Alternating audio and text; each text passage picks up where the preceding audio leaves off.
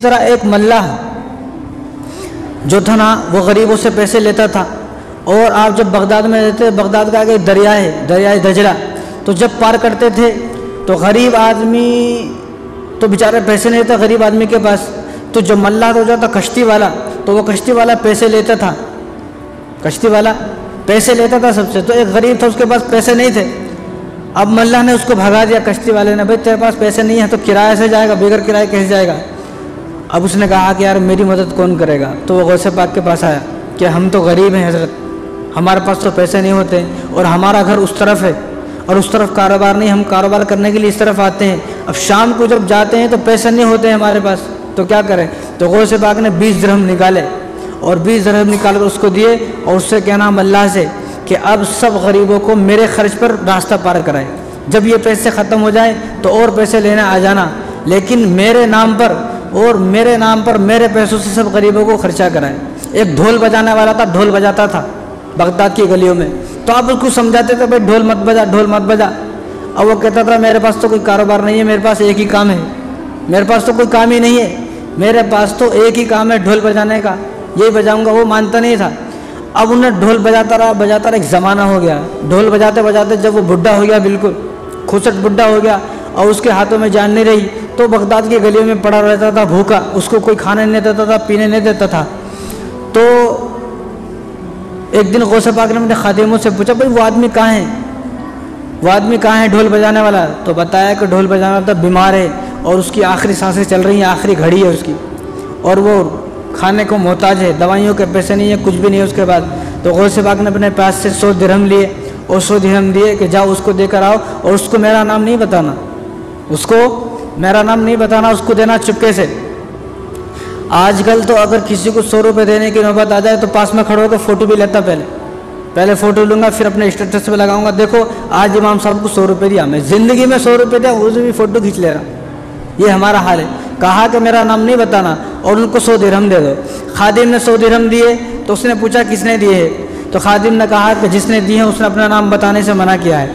उसने कहा कि तुम नाम तो नहीं बताएगा लेकिन मुझे पता है, इस हाल में भी जो मेरी मदद कर सकता है इस बगदाद के अंदर वो एक ही आदमी वो गौसे पाक है, जो मेरी मदद इस हाल में भी कर सकता है। मैंने सारी ज़िंदगी उनकी बात नहीं मानी तो लिहाजा उन्होंने मेरी मदद की है, अब उनको भी खुशखबरी सुना दो जाकर कि मैंने भी तौबा कर ली है, अब मैं कभी ढोल नहीं बजाऊँगा। चंद दिन के बाद उसका इंतकाल हो गया। इस तरह आप गरीबों की मदद करते थे, इस तरह आप जो है गरीबों के काम आते थे। एक आदमी था, तो आप जब हज पर जाते थे ना, अब तो हज पर कैसा जाते भाई, फ्लाइट में बैठे वहाँ उतर के, पहले तो हज पर जो है ऊँटों पर जाते थे, खच्चरों पर जाते थे, पैदल जाते थे ऊँटों पर।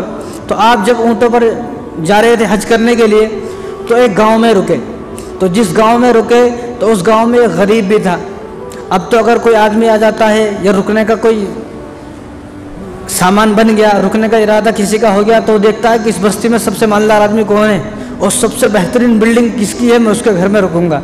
जिसके पास सबसे बेहतरीन गाड़ी है 20-30 लाख की, मैं उसके घर में रुकूंगा, गरीब आदमी का घर नहीं। अब वो गरीब सोच रहा था कि हज़रत इस गांव में रुकने वाले हैं शेख अब्दुल कादिर जिलानी रहमहुल्लाह, मैं तो गरीब हूँ, काश कि मेरे पास भी पैसा होता, मेरे पास भी बिल्डिंग होती, मेरे पास भी घर होता, तो मेरे घर रुकते थे। हज के लिए जा रहे हैं तो मेरे घर नहीं रुके, मेरे घर नहीं रुकेंगे वो शायद। तो इसी तरह अपने सोच विचार में था वो, मैं गरीब हूँ, मेरे घर किस तरह रुकेंगे। तो जब आए गौसे पाक, तो गौसे पाक जब आए ऊँट पर, तो ऊँट अपना उन्होंने उनके घर पर ही रोका। तो हैरान हो गया कि आज तो मेरे भी काम बन गया, आज तो हज़रत मेरे घर आ गए, मेरे दर पर आ गए।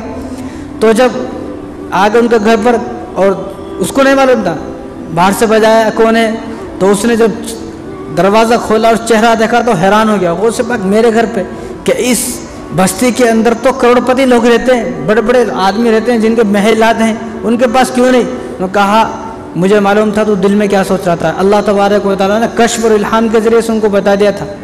उनके पास गए, अब उनके घर में खाने को दाना नहीं। जब हज़रत यहाँ पर रुके तो लोग तोहफे देने आने लगे, लोग तोहफे देते, कोई कुछ देता, कोई कुछ देता, कोई कुछ देता, तो उनका सारा घर भर गया, उनका सारा घर भर गया। अब उस आदमी की एक बेटी थी, जवान थी, शादी के पैसे नहीं थे, क्या करे।